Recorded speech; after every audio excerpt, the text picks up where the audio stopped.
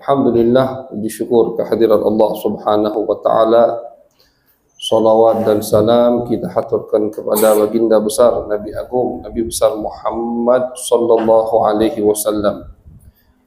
Ma'asyiral hadirin wal hadirat, jamaah yang dirahmati oleh Allah. Menyambung daripada kajian kitab Adabul Islam fi Nizamil Usrah.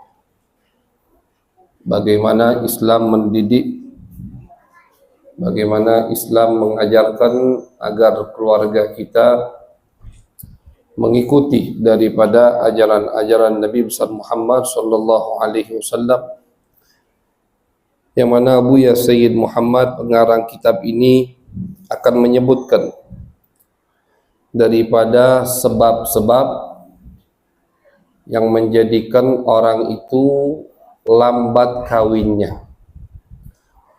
Jadi seperti yang kita baca atau kita dengarkan di pertemuan kemarin, Abuya Sayyid Muhammad Alawi Al-Maliki rahimahullah, beliau dan bukan hanya beliau, para ulama dan mereka semua itu mengikuti sumbernya dari baginda Nabi besar Muhammad sallallahu alaihi wasallam.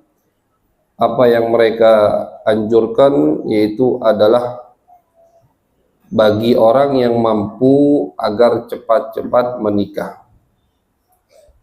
Tentu mampu di sini ekonominya, mampu kesehatannya, mampu waktunya sudah tiba. Itu termasuk mampu. Waktunya memang sudah tiba bagi dirinya untuk menikah, baik itu laki atau perempuan, maka dianjurkan agar cepat-cepat menikah. Ini anjurannya banyak sekali, dan di pertemuan terakhir kemarin banyak kita sebutkan daripada hadis-hadis baginda Nabi besar Muhammad sallallahu alaihi wasallam. Abuya Sayyid Muhammad Alawi Al-Maliki, beliau akan menyebutkan apa alasan yang menjadikan manusia atau umat Nabi Muhammad sallallahu alaihi wasallam semuanya lambat menikah. Yaitu salah satunya, kata beliau, inhitatul adab. Salah satu penyebab yang menjadikan orang itu lambat menikah, telat menikahnya, inhitatul adab. Banyak daripada anak muda dan mudi sekarang itu tidak punya adab, tidak punya akhlak, tidak dididik oleh orang tuanya, sehingga mereka tumbuh jauh daripada arahan agama, yang akhirnya lebih memilih untuk tidak menikah, tentu dengan alasan-alasan yang bermacam-macam. Orang zaman sekarang ini 1000 alasan untuk tidak menikah atau untuk belum mau menikah. Kadang alasannya dunia, nanti dulu Habib, ngumpulin uang dulu. Uangnya sudah terkumpul, nanti dulu Habib, belum ada yang cocok. Ribet orang sekarang itu mau kawin, ruwet. Tapi lihat Nabi besar Muhammad sallallahu alaihi wasallam. Kalau kita lihat zaman Nabi, zaman sahabat, itu nggak ruwet mau kawin, nggak ruwet. Coba baca sejarah Nabi. Ketika Nabi ingin menikahi Sayyidah Aisyah radhiyallahu taala anha, itu Siti Aisyah ketika mau dinikahi sama Nabi, beliau yang menceritakan, aku lagi main sama teman-temanku, lagi main sama teman-temannya. Tiba-tiba dipanggil sama ibuku, kata Siti Aisyah. Ini udah di Madinah. Dipanggil, dirapikan, suruh bersih-bersih, didandani istilah sekarang. Tahu-tahu datang Nabi, langsung tinggal bersama Nabi Muhammad sallallahu alaihi wasallam. Gak ribet. Lagi main, dipanggil, tiba-tiba sudah dikawinkan. Al-Imam Ali bin Abi Thalib karramallahu wajhah, suami dari Siti Fatimah putri Nabi besar Muhammad sallallahu alaihi wasallam, itu ketika melamar Siti Fatimah, Al-Imam Ali bin Abi Thalib ditanya sama Nabi, Ali kau punya apa? Aku cuman punya baju besi ya Rasulullah. Kata Nabi, jual baju besi itu, belikan makanan untuk walimah. Walimah itu makanan yang dibuat untuk acara kawinan, namanya walimah. Sudah, beliau masih Ali. Diundang beberapa orang, disiapkan Siti Fatimah oleh istri-istri Nabi Muhammad SAW, dikawinkan.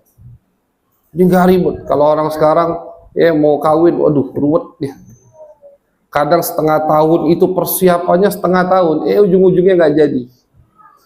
Udah siap-siap setengah tahun, ujung-ujungnya nggak jadi. Dan itu ma'asyiral hadirin wal hadirat, jangan kita anggap sepele, karena banyak dari umat Islam sekarang kiblat mereka bukan lagi kepada Nabi besar Muhammad SAW, melainkan kiblat mereka yang mereka tiru adalah bahkan kadang orang-orang bukan hanya orang ahli maksiat atau fusaq, yang mereka tiru itu terkadang bahkan orang-orang yang di luar agama Islam.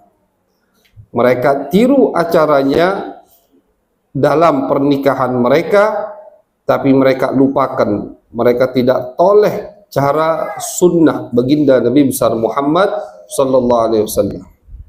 Jadi kata Abuya, ini Abuya Said Muhammad menyebutkan 3 sebab kenapa orang, baik itu anak muda atau perempuannya, lambat, telat menikah.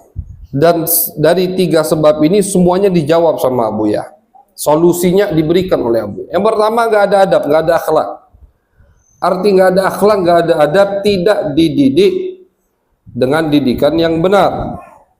Maka kata Abuya, solusinya seharusnya bagi semua orang tua untuk mendidik putri-putrinya dengan didikan yang benar, dengan didikan nasy'atan akhlaqiyah. Diajarkan dari kecil bagaimana cara menjadi ibu rumah tangga. Dan ini semua ada pada keluarga Nabi besar Muhammad sallallahu alaihi wasallam. As-Sayyidah Fatimah, Siti Fatimah putri Nabi itu, Bu, beliau diriwayatkan oleh ulama sejarah, pernah satu hari Al-Imam Ali bin Abi Thalib suaminya masuk ke rumah. Tiba-tiba Imam Ali mendapatkan Siti Fatimah lagi menggiling gandum dengan tangannya. Gilingannya itu masih manual. Gandum digiling dengan tangannya. Saking kerasnya, kasarnya alat tersebut, sampai-sampai tangan Siti Fatimah itu berdarah. Bukan kena pisau, bukan. Berdarahnya itu kena gilingan gandum. Nah, ini lihat, putri Nabi padahal. Tapi khidmat kepada suaminya luar biasa. Bukan itu yang ingin kita bahas. Dari mana beliau, Siti Fatimah, meniru? Siapa yang beliau tiru? Sampai segitunya khidmat kepada suami dan anak-anaknya. Tentu tidak jauh yang beliau tiru adalah As-Sayyidah Khadijah radhiyallahu taala anha, ibunya beliau, istri Nabi Muhammad sallallahu alaihi wasallam. Yang ditiru sama putri, sama anak, Bu, itu ibunya. Kalau ibunya itu males-malesan atau tidak semangat khidmat kepada suami, itu nanti anaknya kepada suaminya begitu. Ibunya nggak mau nirikahin baju suaminya. Kalau suaminya mau bajunya rapi, suruh trika sendiri, misalkan. Maka nanti dia nggak mau nerika baju suaminya. Ibunya misalkan suka bentak-bentak bapaknya. maka nanti niru. Wayan sya'una syi'ul fityani fina ala makana awwadahu abuhu. Seorang penyair mengatakan, anak itu akan tumbuh, akan terbiasa dengan adab, dengan adat, dengan akhlak, dengan perilaku yang dia lihat dari kedua orang tuanya. Kalau dia lihat ibunya santun, berakhlak, sepenuh hati khidmat kepada suami, itu adalah salah satu didikan ibu kepada anak ibu. Dia nantinya juga akan begitu insya Allah. Nah, contohnya mana? Siti Fatimah dan Siti Khadijah. As-Sayyidah Fatimah melihat ibunya luar biasa khidmat kepada Nabi Muhammad SAW. Apalagi Siti Khadijah itu satu-satunya istri yang hidup di masa susahnya Nabi Muhammad, di masa yang Nabi diteror pada saat itu. Nabi dimusuhi. Nabi kadang pulang ke rumah dengan keadaan yang sedih, piluh, capek dari berdakwah di jalan Allah. Ada Siti Khadijah yang menyenangkan Nabi besar Muhammad SAW. Dengan seluruh tenaganya, beliau jadikan rumah Nabi itu tempat yang nyaman. Dengan seluruh tenaganya. Oh enak Habib, Siti Khadijah nggak punya anak, apa? 7 anaknya. Siti Khadijah itu 7 anaknya dari Nabi Muhammad SAW. Ini bukan alasan kita malas khidmat kepada suami, alasan banyak anak, ya tidak. 7 bu, Siti Khadijah anaknya. Tapi tetap beliau khidmat kepada Nabi Muhammad. Beliau jadikan rumah tempat Nabi singgah betul-betul maskan. Termasuk arti atau bahasa Arab rumah itu sakan atau maskan, tempat tinggal. Dari mana arti sakan diambil? Sakana yaskunu sukunan. Arti sakana itu selain daripada tempat tinggal, artinya juga tentram, tempat menenteramkan jiwa kita. Itu sakana. Fa'alaikum bis sakinah. Mawaddah warahmah sakinah. Nah, itu. Jadi rumah itu adalah tempat untuk menenangkan jiwa. Tempat untuk apa? Menghilangkan piluh yang dirasakan di luar rumah. Dan itu sama Siti Khadijah luar biasa dipraktekkan sampai dari mana kita tahu? Lihat apa yang beliau terima balasan dari Allah. Abu Ya Muhammad punya kitab yang berjudul Al-Bushra fi Manaqib Khadijatil Kubra. Di situ beliau riwayatkan sebuah hadis, kata Abu Ya, dalam riwayat hadis tersebut, suatu hari Nabi lagi duduk bersama Siti Khadijah. Tiba-tiba datang, Nabi lagi duduk sendirian. Datang malaikat Jibril. Kata malaikat Jibril, ya Rasulullah, hadhihi Khadijah ja'atka bi ta'am. Ya Rasulullah, bentar lagi Khadijah akan masuk membawa makanan, kata malaikat Jibril. Maka kata malaikat Jibril, faballighiha assalam minallah azza wa jal wa minni, atau kama qala. Kata malaikat Jibril, ya Rasulullah, sampaikan kepadanya salam dari Allah dan dariku. Satu-satunya orang yang dapat salam dari Allah itu perempuan, istri Nabi As-Sayyidah Khadijah Al-Kubra. Sampaikan salam kepadanya ya Rasulullah dari Allah. Jadi Allah titip salam. Dan dariku. Wabashirha, dan kasih dia kabar gembira, bibaitin fil jannah min qasabin la sakhaba fihi wala nasab. Dan kasih dia kabar gembira ya Rasulullah, kata malaikat Jibril, bahwasannya dia akan memiliki di surga istana, yang mana istana ini tidak ada kebisingan, tidak sumpek, istana yang sangat tenang, sangat tentram, enak untuk ditinggali. Di surga nggak ada yang nggak enak, semua enak di surga. Tapi rumah Siti Khadijah, istana Siti Khadijah di surga, istana yang paling nyaman. istana, rumah yang paling tentram untuk ditinggali. Al jaza'u min jinsil amal. Ganjaran itu tergantung amalnya.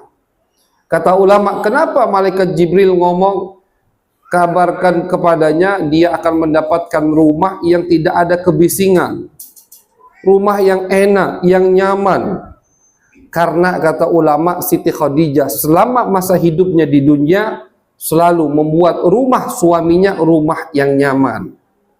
Jadi suami itu betah pulang ke rumah, bukan malah nggak mau pulang ke rumah. Nah, itu Siti Khadijah radhiyallahu taala anha. Dibalas sama Allah dengan apa yang dia lakukan, apa yang dia upayakan, yang dia curahkan untuk suaminya baginda Nabi besar Muhammad sallallahu alaihi wasallam. Itu Siti Khadijah. Umur waktu itu ketika dinikahi Nabi 40 tahun. Nabi dilantik, umur Siti Khadijah itu 55 tahun. Kan umur Nabi pas dilantik jadi Nabi 40 tahun. Siti Khadijah lebih tua 15 tahun. Artinya ketika Nabi dilantik oleh Allah, masa-masa susahnya Nabi 40 tahun umur Nabi, Siti Khadijah 55 tahun. Dan beliau nututi atau hidup bersama Nabi setelah Nabi Muhammad dilantik oleh Allah kurang lebih 10 tahun. Beliau meninggal umurnya 65 tahun. Bukan umur yang masih muda. Staminanya jauh sudah berkurang. Kekuatan fisiknya tidak seperti anak-anak atau orang yang masih muda.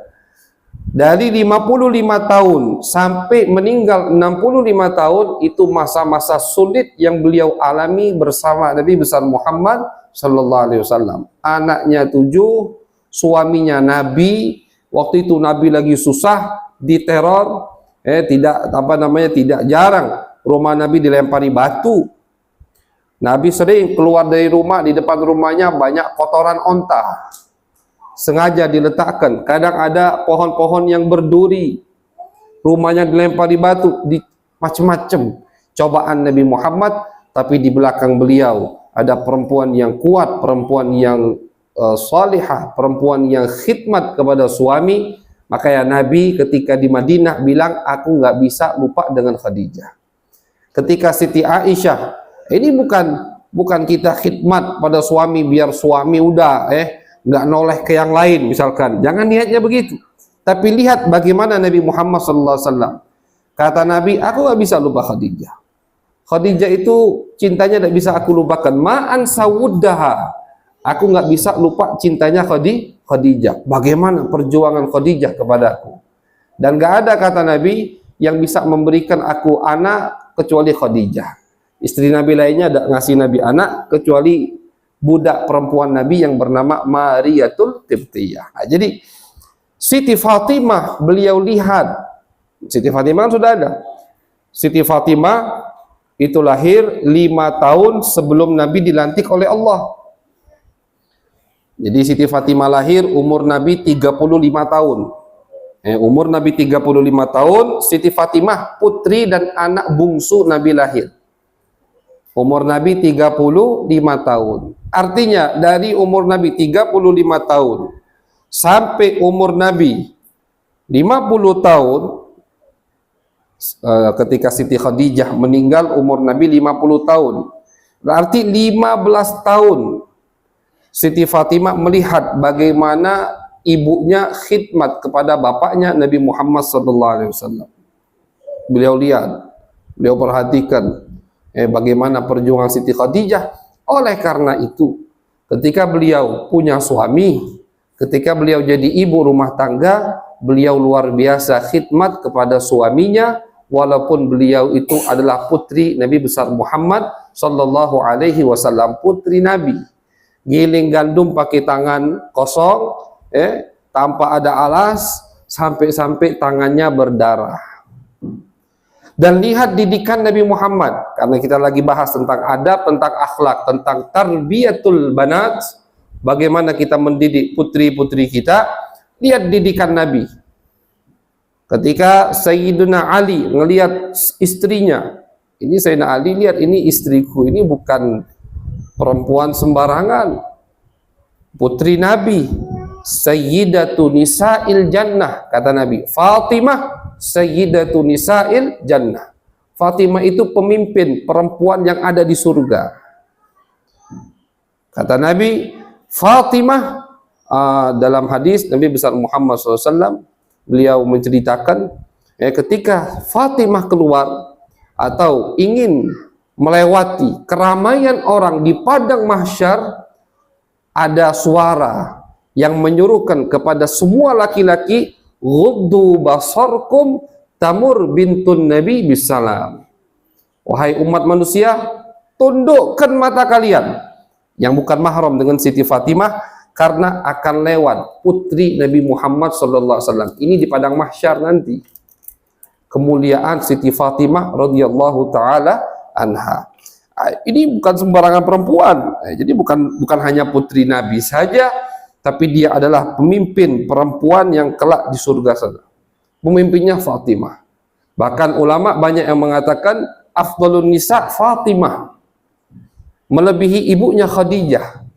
Perempuan yang paling afdal lebih dari Khadijah, lebih dari Aisyah, lebih dari Maryam, Asiyah adalah Fatimah bintun Nabi sallallahu alaihi wasallam. Kenapa? Kata ulama, karena Fatimah bad'atun minan Nabi, darah daging Nabi. Kalau istri-istri Nabi bukan darah daging Nabi. Dan kata ulama, ibunya nggak bakal marah kalau kita katakan putrinya lebih mulia dari ibunya, yaitu Siti Khadijah radhiyallahu taala anha. Perempuan yang sangat luar biasa, salihah, aliyatul maqam, kedudukannya tinggi, khidmat kepada suaminya sampai tangannya berdarah. Sayyidina Ali ngelihat itu nggak tega. Akhirnya kata Al-Imam Ali bin Abi Thalib, wahai Fatimah, kebetulan Nabi ini lagi banyak tawanan perang, lagi banyak hamba sahaya, budak. Pergi Fatimah kepada Nabi, minta pembantu agar bisa membantumu. Akhirnya karena ini perintah suaminya, Siti Fatimah keluar dari rumah, datang ke rumah Nabi. Waktu itu Nabi lagi di rumah Siti Aisyah, maksudnya giliran Nabi di rumah Siti Aisyah. Kebetulan Nabi nggak ada. Akhirnya Siti Fatimah pulang, tidak dia sampaikan kepada Aisyah apa yang diinginkannya. Pulang Siti Fatimah, setelah Siti Fatimah pulang, Nabi pulang ke rumah, kata Siti Aisyah, ya Rasulullah, tadi Fatimah datang mencarimu ya Rasulullah. Kata Nabi, Fatimah putri tercinta Nabi. Nabi nggak duduk, Nabi keluar lagi, didatangi sama Nabi Muhammad SAW.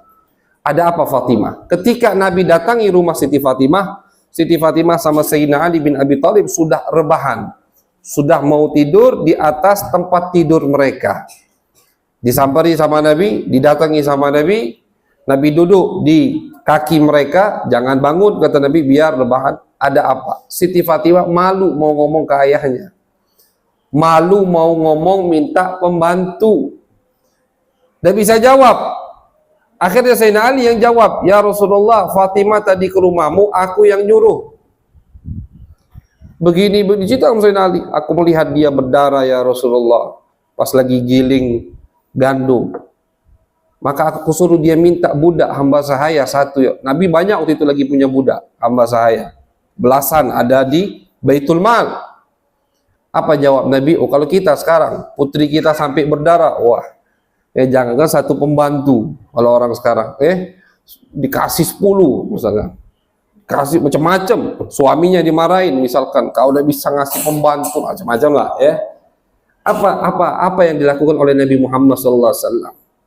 Lihat Nabi, kata Nabi, mau tidak aku berikan lebih dari pembantu, aku berikan kalian lebih dari budak hamba sahaya. Mau ya Rasulullah, kata Fatimah. Apa kata Nabi? Ucapkan subhanallah 33 kali, alhamdulillah 33 kali, Allahu Akbar 34 kali setiap sebelum tidur. Jadi termasuk doa sebelum tidur yang jangan ditinggalkan, khusus tulab santri, subhanallah 33 kali, alhamdulillah 33 kali, Allahu Akbar 34 kali. Beda sama sholat. Kalau yang habis sholat Allahu Akbarnya juga 33 kali. Ini beda, Allahu Akbarnya 34 kali. Kata Nabi, ini lebih dari budak atau hamba saya. Lihat tarbiyatun Nabi, didikan Nabi Muhammad sallallahu alaihi wasallam. Tidak dimanjakan putrinya, karena dia tahu kalau aku kasih Fatimah budak hamba saya, maka khidmatnya kepada suaminya akan berkurang. Kalau khidmatnya kepada suaminya berkurang, pahalanya berkurang. Gak mau Nabi. Nabi pengen putrinya banyak pahala, biar dia tetap khidmat, tapi meminta kepada Allah pertolongan, kekuatan. Kayak kata ulama, rahasia zikir ini, doa sebelum tidur ini, rahasianya untuk orang yang mau besok paginya bangun dengan keadaan fit, semangat, hilang semua capek hari ini, baca zikir ini. Karena zikir ini doa dari Nabi Muhammad SAW untuk putrinya biar kuat, biar semangat, tidak capek lagi ketika berkhidmat kepada suaminya. Nggak dikasih budak, malah dikasih zikir. Ya kalau anak sekarang dikasih doa, ngamuk sama bapaknya. Minta uang, minta pembantu sama bapaknya, ini baca doa ini nak. Ngamuk. Tapi Siti Fatimah beliau terima dan beliau amalkan, diberikan kekuatan oleh Allah Subhanahu wa ta'ala. Jadi tarbiyatul banat, mendidik putri kita itu bukan tidak akan sia-sia. Bahkan dalam hadis banyak Nabi besar Muhammad sallallahu alaihi wasallam beliau menyampaikan, kata Nabi, barang siapa yang mempunyai 2 putri, kemudian dia didik 2 putrinya dengan didikan yang benar, dia ajarkan agama, dia jadikan putri-putrinya tadi perempuan yang solihah, ja'a yaumal qiyamah ana wa huwa, kata Nabi, nanti di hari kiamat aku dan dirinya itu begini, kata Nabi. Nabi gandengkan 2 jari Nabi. Yang punya 2 putri, ini hadis riwayat Muslim, dia didik 2 putrinya tadi menjadi perempuan yang solihah, maka kata Nabi, dia dan aku dekatnya nanti di hari kiamat itu seperti ini. Bu, dekat sama Nabi di surga itu saingannya banyak. Umat Islam dari zaman sahabat sampai nanti, berapa banyak manusia yang masuk surga dari umat Nabi Muhammad sallallahu alaihi wasallam. Saingannya itu ketat untuk dekat dengan Nabi. Amaliyah, rutinan, amalan. Orang-orang dulu nggak bisa dibandingkan dengan amalan kita. Apa yang dilakukan sahabat, tabi'in, tabi'in, para aulia, ulama nggak bisa dibandingkan sama kita. Makanya cari satu sebab yang kita bisa dekat dengan Nabi. Apapun itu, apa yang Allah berikan kesempatan untuk kita agar bisa dekat dengan Nabi, jalankan. Oh, didik anak, ya sudah, didik yang benar. Oh, khidmat kepada suami, khidmat yang benar. Karena kata Nabi di hadis lain, perempuan sholat 5 waktu, puasa Ramadan, menjaga yang diharamkan oleh Allah, maka kata, dan wa ata'at zaujaha, yang keempat taat kepada suaminya, kata Nabi, dakhalatil jannah min ayyi babin sya'at, dia bisa masuk surga dari pintu mana aja. Salat, puasa, artinya yang diwajibkan sama Allah dia lakukan, yang diharamkan dia tinggalkan. Taat kepada suami, kata Nabi, mau masuk ke surga dari pintu mana aja bebas. Artinya apa? Bisa masuk ke surga yang paling tinggi, yang di situ ada Nabi besar Muhammad SAW. Nah, ini dipegang. Satu amalan ini dipegang. Kita nggak bisa ngamalkan semuanya, misalkan. Ada satu, ya diamalkan. Jadi jangan dikira dekat sama Nabi gampang. Di dunia aja susah untuk dekat dengan Nabi, apalagi di akhirat. Sahabat yang bernama Harithah itu sampai sumpek mikirin masalah ini, sampai beliau itu nggak hadir ke masjid sampai 2 kali waktu sholat. Dicari sama Nabi, mana Harithah ini, kok tidak hadir jamaah di masjid. Akhirnya diutus sahabat, Coba lihat, mungkin dia sakit, mungkin dia lagi butuh sesuatu sampai nggak keluar rumah, utus sahabat. Didatangi rumah Harithah, ternyata ada beliau di rumah, matanya itu bengkak saking banyaknya menangis. Kata sahabat ini, Harithah, kau dipanggil Nabi, datang ke Nabi. Kenapa kamu, wahai Harithah? Kata Nabi, ada apa? Sampai menangis begitu, sampai matanya bengkak. Apa jawab beliau? Aku kepikiran satu masalah ya Rasulullah, bikin aku sumpah. Apa kata Nabi? Nanti ya Rasulullah, kalau di surga, kamu itu berada, engkau berada di surga yang paling tinggi. Al-Firdaus, Al-A'la, surga paling tinggi tentu untuk Nabi. Lah aku di mana ya Rasulullah? Walaupun aku masuk surganya Allah, tapi apakah bisa aku melihatmu seperti di dunia sekarang ini? Bisa kumpul bersamamu, duduk di hadapanmu. Itu yang buat Harithah sumpah.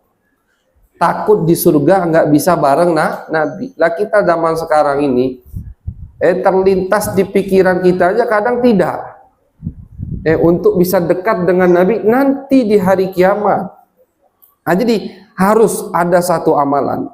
Seperti diceritakan, ada orang ahli maksiat, perampok, tapi puasa. Perampok tapi ini diceritakan oleh Al-Imam Al-Ghazali.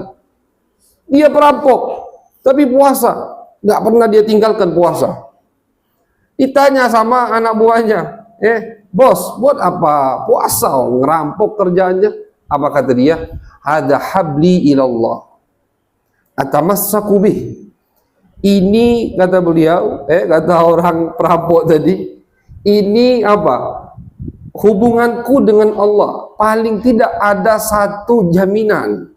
Aku ahli maksiat, banyak lalai, banyak kurang. Tapi paling tidak ada satu jaminan, ada satu apa? Kartu as, yang bisa aku gunakan ketika nanti menghadap Allah Subhanahu wa Ta'ala. Jadi nggak semuanya bobrok begitu, nggak semuanya jelek. Di sini kurang, di sini kurang, di sini kurang. Di sini ada satu pintu yang Allah berikan kesempatannya untuk kita, jangan kita sia-siakan. Dan setiap orang punya pintu itu, setiap orang punya kesempatan itu. Santri misalkan yang lagi belajar, kesempatan apa? Untuk nuntut ilmu agama. Maka jangan disia-siakan kesempatan tersebut. Kesempatan untuk mendapatkan pandangan dari Nabi Muhammad. Sahabat Abu Sa'id Al-Khudri itu beliau setelah Nabi wafat lama, beliau jadi ulama, beliau jadi periwayat hadis, didatangi oleh orang-orang dari luar kota Madinah. Itu setiap datang orang kepadanya ingin mendengar hadis Nabi Muhammad, selalu disambut, marhaban bi wasiyyi Rasulillah sallallahu alaihi wasallam. Selamat datang orang-orang, generasi-generasi yang kami diwasiatkan oleh Nabi Muhammad sallallahu alaihi wasallam untuk menyambut kalian. Penuntut ilmu, waduh, itu pintu jaminan yang luar biasa agar kita dekat dengan Nabi Muhammad sallallahu alaihi wasallam. Di zaman yang mana orang sekarang banyak meninggalkan ilmu agama, lebih penting dunia, titel yang mereka cari, masih ada kelompok yang nuntut ilmu agama, belajar syariat, niat ingin mengamalkannya jika sudah tahu dan menyebarkan. Itu amalan yang harus kita pegang. Yang sudah menikah, yang punya anak, seperti yang dikatakan Nabi ini, punya putri, punya anak perempuan, amanah dari Allah, dididik. Maka kata Nabi, nanti di hari kiamat, dia dan aku seperti ini. Jaminan dekat dengan Nabi besar Muhammad sallallahu alaihi wasallam. Akhirnya satu orang diri, ya Rasulullah, kalau yang punya satu putri bagaimana? Sama juga kata Nabi Muhammad sallallahu alaihi wasallam. Jadi tidak mesti punya dua putri, Bu. Punya satu putri juga sama kata Nabi. Ini anjuran dari Nabi Muhammad untuk kita mendidik putri. Kalau kita punya anak perempuan, dididik, maka dia akan jadi perempuan yang salihah, istri yang salihah, ibu yang salihah. Perempuan kalau sudah salihah, insya Allah anak keturunannya juga saleh. Karena apa yang kita lakukan, ibadah yang kita lakukan itu akan manfaatnya akan terasa, efeknya itu ke anak cucu. Al-Imam Tabi'i Al-Jalil Sa'id bin Jubair, murid Abdullah bin Abbas, muridnya Abdullah bin Abbas, sahabat Nabi, bernama Sa'id bin Jubair. Sa'id bin Jubair ini ngomong, inni la azidu fi salati li ajli ibni, kata beliau. Kadang kata Sa'id bin Jubair, aku ini sholat, udah capek ibadah, tapi aku tambahkan lagi li ajli ibni, untuk anakku, untuk cucuku, untuk keturunanku. Jadi kata beliau, ibadah aku ini manfaatnya itu sampai ke anak keturunan. Dari mana beliau ambil ini? Dari firman Allah di surat Al-Kahfi, wa kana abuhuma sholiha. Ketika Nabi Musa bersama Nabi Khidir masuk ke satu desa, nggak ada yang mau jamu mereka berdua. Akhirnya ketika mau keluar dari desa tersebut, di ujung desa ada rumah yang dindingnya mau roboh. Sama Nabi Khidir, ini nggak dibayar, dibenerin dinding itu, jangan sampai roboh. Nabi Musa menegur, wahai Khidir, kenapa kamu beneri dinding ini? Ya, orang desa ini nggak ada yang mau jamu kita, semuanya tidak ada akhlak, nggak ada yang mau jamu tamu. Kata Nabi Khidir setelah di akhir cerita diceritakan bahwasannya di bawah dinding itu ada harta karun peninggalan daripada orang tua anak yang tinggal di rumah tersebut. Ini rumah, kata Nabi Khidir, wahai Musa, punya anak yatim. Dan di bawah dinding itu ada harta karun. Wa kana abuhuma sholihah. Dan orang tua anak yatim yang ada di rumah ini adalah orang tua yang soleh. Jadi manfaatnya itu dari orang tua mereka. Allah perintahkan Khidir untuk ngebangun dinding itu jangan sampai roboh. Nabi Khidir itu. Abdullah bin Abbas, sahabat Nabi, meriwayatkan bukan bapaknya langsung yang soleh itu. Yang dimaksud oleh Allah, wa kana abuhuma sholihah, adalah nenek moyang mereka yang ketujuh. Nenek moyang mereka yang ketujuh orang soleh, akhirnya manfaatnya sampai 7 keturunan. Jadi bukan hanya kekayaan buat 7 keturunan, ya, kalau uang bisa memberikan manfaat sampai 7 turunan, apalagi ibadah kepada Allah Subhanahu wa ta'ala. Jadi kata Sa'id bin Jubair, inni la azidu fi salati li ajli ibni. Aku itu sering nambahkan ibadah, makin banyak ibadah untuk manfaatnya mengalir kepada anak keturunanku. Jadi apa yang kita lakukan, ya, itu akan mengalir, akan tersambung kepada anak keturunan kita. Kita didik putri kita. Yang pertama diri kita dulu. Diri kita dulu harus kita didik agar bisa menjalankan perintah-perintah Allah, perintah Nabi. Baru putri, anak-anak dan putra putri kita dididik, mereka akan mendidik putra putri mereka terus, insya Allah sampai akhir zaman, sampai akhir keturunan. Dan itu termasuk jaminan, termasuk sodakotun jariyah, termasuk amalan kata Nabi yang tidak terputus walaupun mereka sudah meninggal, yaitu waladun salihun yad'ulah, anak keturunan soleh yang mendoakan mereka. Jadi kata Buya Sayyid Muhammad, termasuk daripada penyebab inhitatul adab, termasuk daripada penyebab yang menjadikan orang itu telat menikah, yaitu adalah tidak punyanya putra putri kita atau putra putri yang jauh adab, akhlak, syariat, tidak mengamalkan syariat baginda Nabi besar Muhammad sallallahu alaihi wasallam. Wa minha at-taghali fil muhur. Juga termasuk daripada penyebab jarang lambatnya orang menikah at-taghali fil muhur, mas kawinnya terlalu mahal. Mas kawin itu tidak boleh mahal-mahal, Bu. Mas kawin jangan mahal-mahal. Istilah kitab fikih itu mahrul mithil. Ikuti mas kawin setempat. Berapa mas kawinnya? Sekian, ya udah sekian.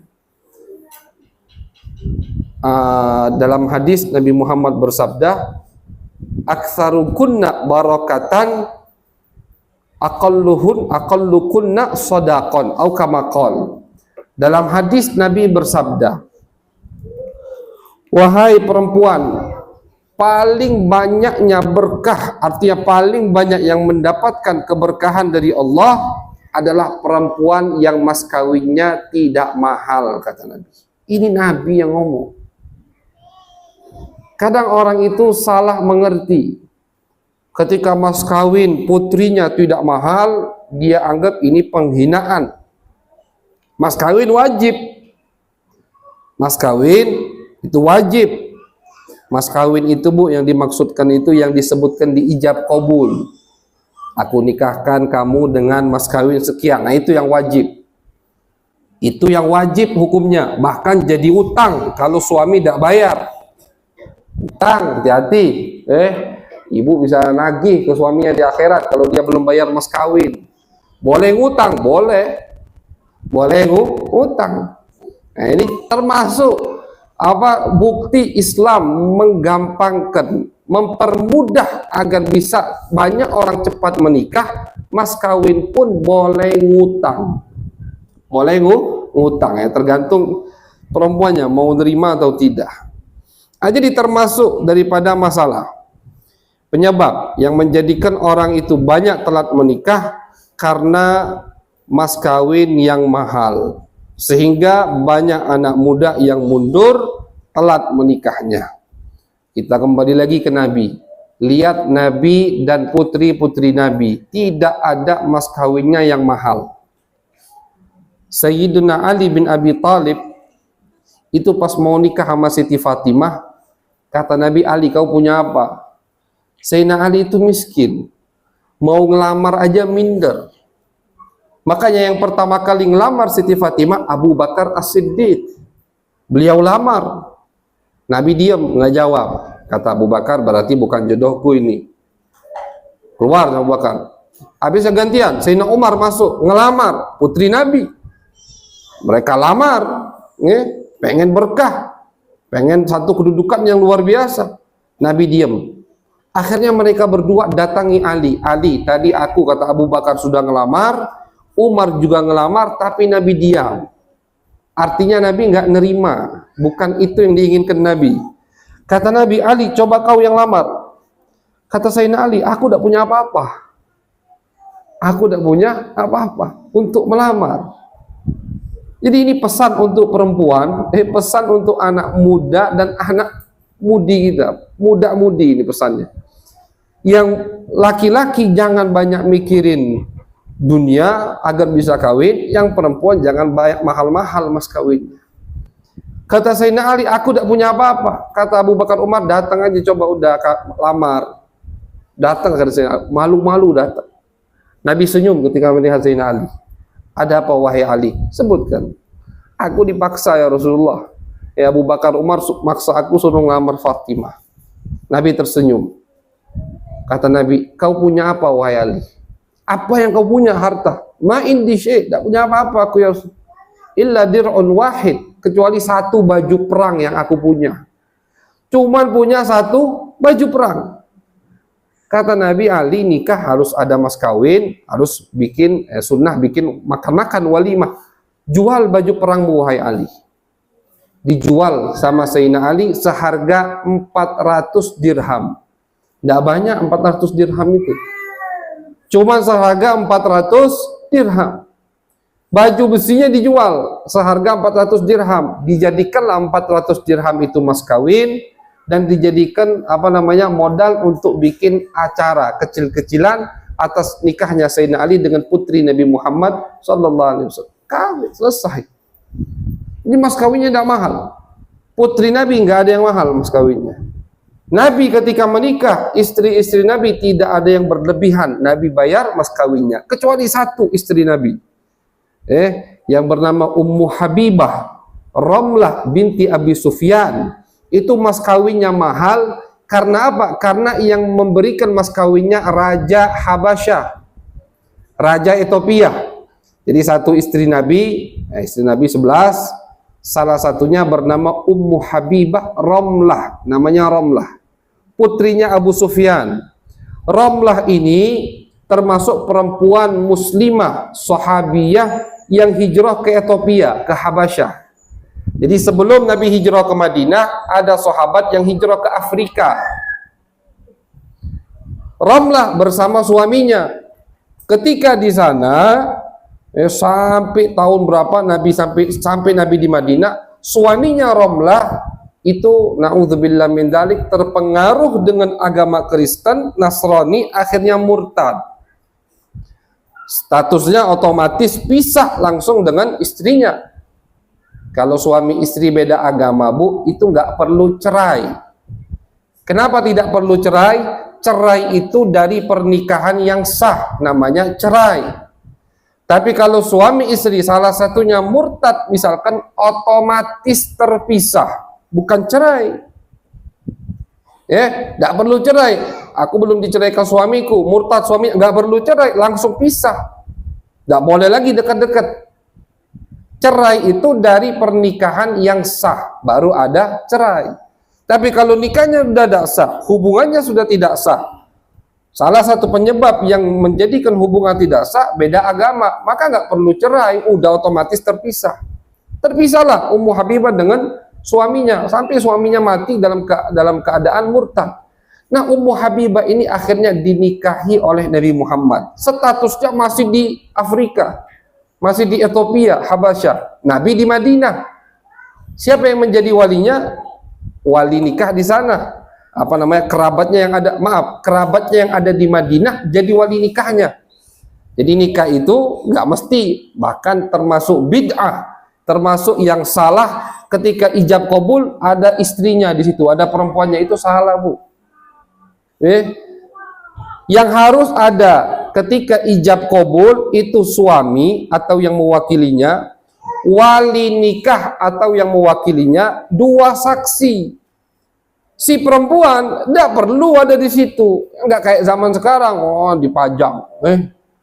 dipajang, dilihat oleh banyak laki-laki, semua yang hadir melihat perempuannya, menyaksikan ijab kabul. Itu bid'ah mazmumah, nggak ada di zaman Nabi dan tercela.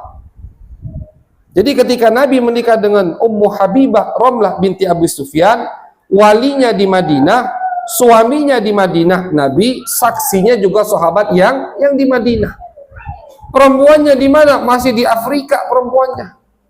Karena Raja Afrika pada saat itu sudah masuk Islam, beliaulah yang memberikan maharnya, hadiah.